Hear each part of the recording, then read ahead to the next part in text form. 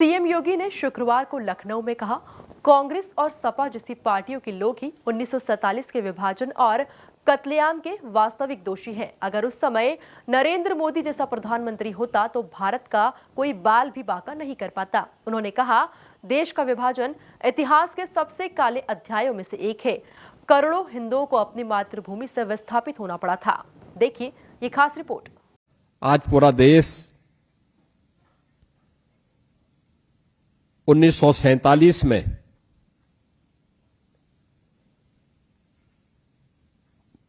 विभाजन की उस भीषण त्रासदी के स्मृति दिवस के साथ जुड़ा हुआ है, जो विश्व मानवता के इतिहास का सबसे काले अध्यायों में से एक है। जब करोड़ों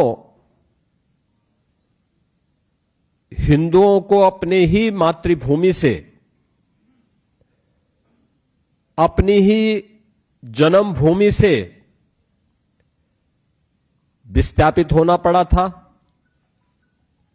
और लाखों की संख्या में हिंदू, सिख, बौद्ध, जैनी इनका कत्लेआम हुआ।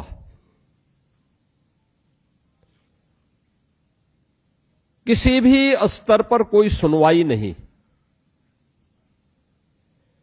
कोई सुनने वाला नहीं, कोई इस पीड़ा के प्रति अपनी संवेदना व्यक्त करने वाला नहीं।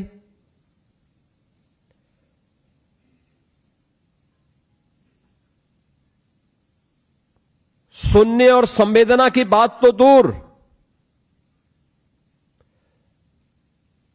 अपनी स्वयं की सत्ता प्राप्त होने की लिप्सा इस हद तक कि एक सनातन राष्ट्र को विभाजन की ओर धकेल करके उसके टुकड़े कर दिए गए।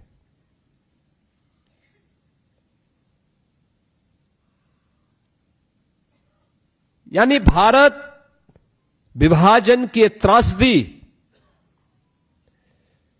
उसी दिवस की ओर हम सबका ध्यान आकर्षित कराती है।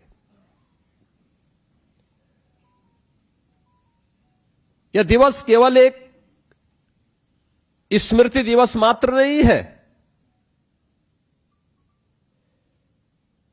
यह इतिहास के पन्नों को उलटने जैसा नहीं है। ये दिवस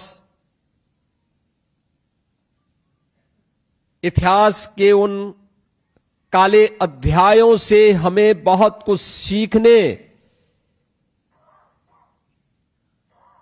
की एक प्रेरणा भी प्रदान कर रहा है।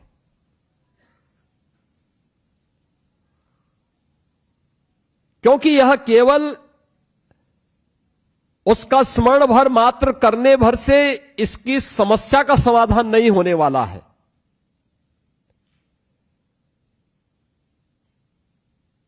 ये समस्या क्यों पैदा हुई, किन लोगों के कारण पैदा हुई, इसके कितने दोषियों को सजा दी गई और आखिर कब तक ये हिंदुस्तान इसकी कीमत चुकाता रहेगा। ये प्रश्न आज भी हम सबके सामने उसी मजबूती के साथ खड़े हुए हैं। और इसलिए इतिहास केवल परीक्षा का एक पाठ्यक्रम नहीं होता है। इतिहास गौरवशाली क्षणों पर गर्व की अनुभूति करने और अतीत की गलतियों को परिमार्जन करने का एक अवसर भी हमें देता है। और स्मृति दिवस के पीछे का भाव भी आदरणीय प्रधानमंत्री जी का यही रहा है।